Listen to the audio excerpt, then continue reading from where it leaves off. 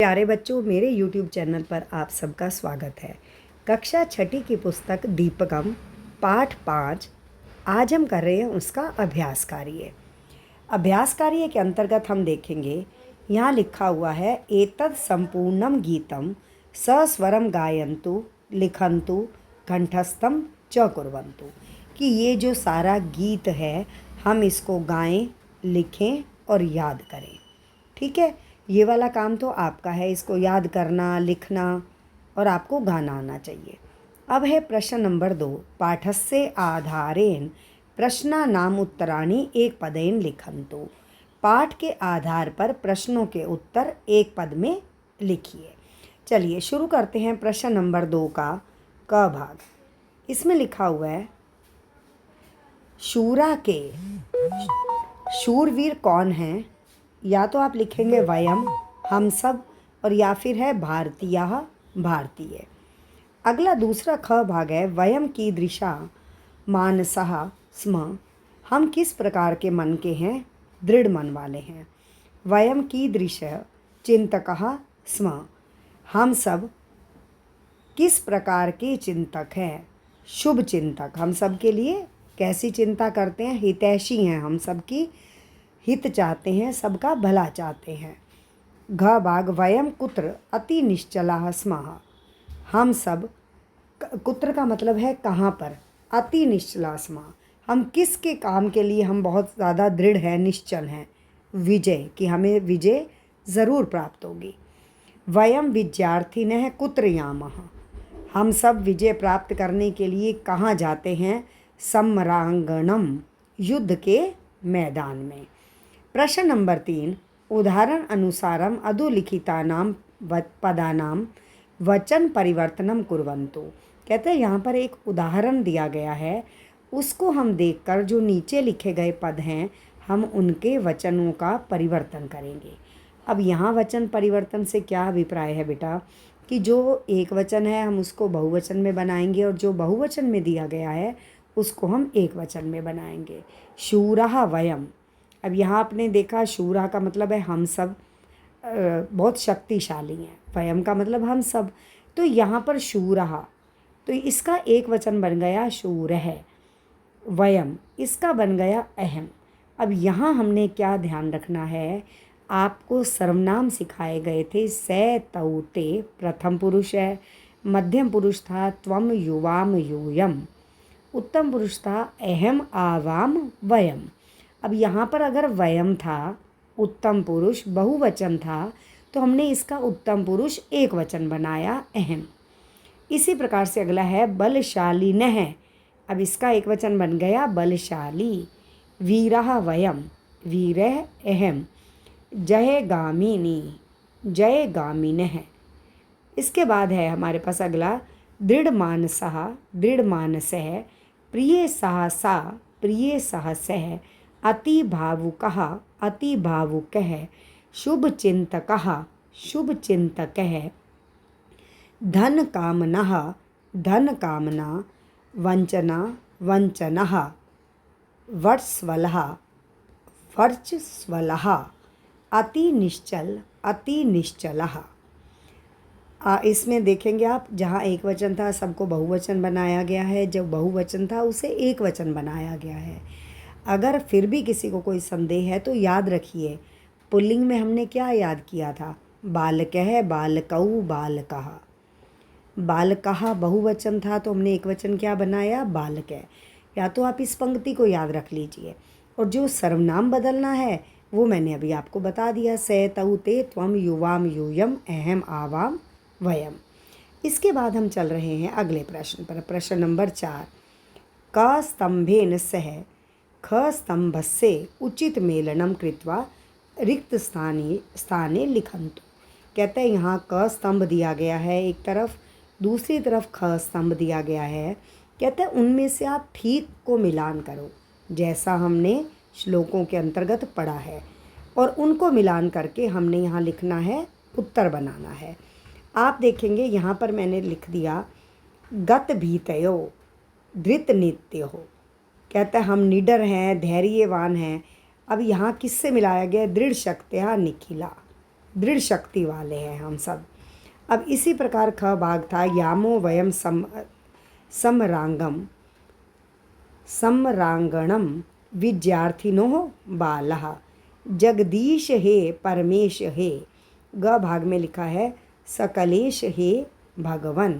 सकल, सकल का मतलब है संपूर्ण। अगला है घ भाग जय मंगलम परम उज्ज्वलम। घ भाग दिया गया नो देही परमात्मना।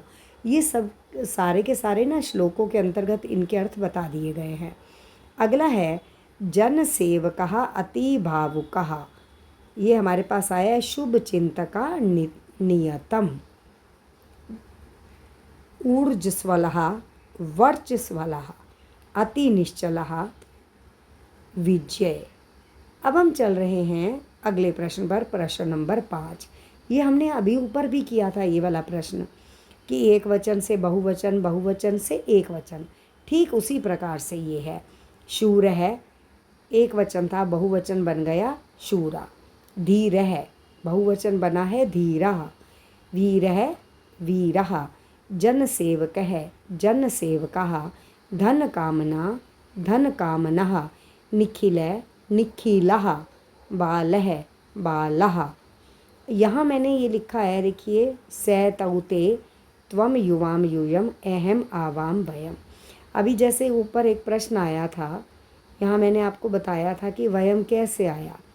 आपने देखा कि हमने जब वयम की बात की थी, ये रहा कि शूरा वयम शूर अहम। यहाँ वयम को हमने अहम किया, तो मैंने यहीं पर आपको समझाया था कि स तौते, ये देखिए वयम है यहाँ पर। इस वयम को अगर हम एक वचन में बदलेंगे तो यहाँ अहम आया, इसीलिए वहाँ वयम का अहम किया गया है। अब हम चल रहे हैं अगले प्रश्न पर। ये सबसे इम्पॉर्टेंट प्रश्न है, क्योंकि अगर ये हमें आ जाता है समझ, तो समझ लीजिए हमें वाक्य निर्माण, हिंदी अनुवाद सब आ जाएगा। उदाहरण दृष्टवा, कि उदाहरण को देखकर अधोलिखितानि पदानि परस्परम संयोज्य वाक्यानि रचयन्तु। कहता है इस उदाहरण को देखिए और इसी के अनुसार आप वाक्यों की रचना कीजिए, परस्पर संयोज्य, आपस में मिलाकर। छात्र है पठति, छात्र है का मतलब है एक छात्र। सह, जैसे हम याद किया था सह तौ ते। अब अगला आ गया है छात्रौ, तो आ गया पठतः। छात्रः पठन्ति। अहम पठामि आवाम पठतः। वयम पठामः त्वम पठसि युवाम पठतः यूयम पठत। अगर यहाँ किसी को कोई डाउट आता है, ये मैंने यहाँ ये भी लिख दिया है, पठती पठतः पठन्ति पठसी पठतः पठत पठामि पठावः पठामः। जैसा बताया था कि स तौ ते त्वम युवाम यूयम अहम आवाम वयम। तो अगर आप ये याद कर लोगे तो आपको कठिनाई बिल्कुल आ ही नहीं सकती कि हम इसको कैसे मिलान करें। चलिए अब हम चलते हैं अगले प्रश्न पर। अगले प्रश्न में दिया गया है कोष्टकात उचित पदम स्वीकृत्य रिक्त स्थाने लिखन्तु। कोष्टक का मतलब है ब्रैकेट में। कहता है कुछ ये शब्द दिए गए हैं, ये आपने देखा। कहता है इनको देखकर इनमें से क्या सही हम चुन सकते हैं। जैसा आप पहले एक हिंदी में उदाहरण समझ लीजिए। अगर मैं कहती हूँ खेलता है, आगे मैंने रिक्त स्थान बना दिया, ब्रैकेट में लिख दिया वह वे ये। अब आप बताइए हमारे पास कौन सा इनमें से पद है जो बिल्कुल ठीक है, तो हम कहेंगे वह खेलता है। इसी प्रकार से यहाँ भी दिए गए हैं शब्द, हमने उन्हीं में से जो सही शब्द है, उसी सही पद है, उसी को लाकर हमने इस यहाँ पर भरना है। अब वो कहता है अस्मद प्रथमा विभक्ति एक वचन अहम, युष्मद प्रथमा विभक्ति द्विवचन युवाम त्वम युवाम। अगला है तद पुल्लिंग प्रथमा विभक्ति बहुवचन ते। अब हम चलते हैं अगले प्रश्न पर, इसी के अगले भाग पर। एतत् नपुंसकलिंग प्रथमा विभक्ति बहुवचन एतानि। एतत् एते एतानि।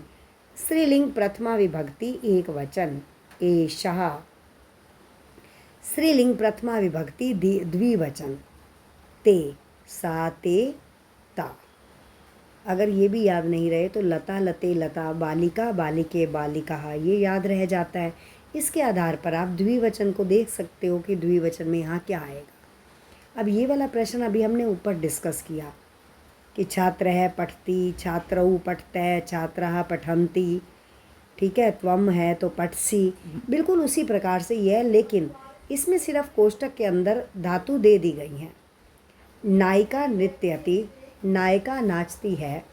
बालकः लिखति, बालक लिखता है। छात्रौ क्रीडतः, दो छात्र खेलते हैं। अहम गच्छामि, मैं जाता हूँ। कवि पश्यति, कवि देखता है। महिला वदन्ति, महिलाएं बोलती हैं। देखो महिला बहुवचन है, इसलिए जैसे हम कहते हैं वदति वदते वदन्ति, वदन्ति आया। देवाः आगच्छन्ति, देव आते हैं। फलानि पतन्ति, फल गिरते हैं। गृहिण्यः उपविशन्ति, गृहिणियाँ बैठती हैं। अब है इसके बाद योग्यता विस्तार। इसके अंतर्गत केवल आप ये पढ़ेंगे, इसमें कुछ बताया गया है कि हमें कौन कौन से नाटक, कौन कौन से गीत हम देखें। ये जो हमने ऊपर डिस्कस किया है, शूर है शूर है, शूर शूर है, शूरौ, बाल है बाल है, बालौ, धीर है धीर धीर है, धीरौ, जन सेवक जिन सेवक है, जन सेवकौ। ये देखेंगे बहुवचन जब हमारे पास ये बना है, शूरः, बालः, धीरः, जन सेवकः, जो हमारे पास शब्द था शूर का बनाना है मान लीजिए, तो एक वचन में शूर है, शूरौ शूरः। आप ये देखेंगे जो यहाँ पर शब्द दिया गया है उसी को हम पहले तो ये देखेंगे वो पुल्लिंग का है या स्त्रीलिंग का है। अब शूर था तो यहाँ हमने केवल विसर्ग लगाई, द्विवचन में ओ की मात्रा, बहुवचन में विसर्ग और आ की मात्रा, बिल्कुल वैसे ही जैसे हमने किया था बालकः, बालकौ, बालका। इसी प्रकार से हमारे पास ये आगे का काम चलेगा। ये शुभ चिंतक है तक दिया गया है। आशा है बेटा आप सबको ये समझ आ गया होगा। अगर किसी भी क्वेश्चन में डाउट है तो आप मुझे प्लीज़ लिखिए कि आपको कौन सा क्वेश्चन समझ नहीं आ रहा और वो क्यों नहीं आ रहा, वो फिर मैं आपको बताऊंगी कि उसका बेसिक और क्या चीज़ है जो आपसे छूट गई है। मेरे चैनल को लाइक करें, सब्सक्राइब करें। आपके कमेंट की इंतज़ार में। धन्यवाद।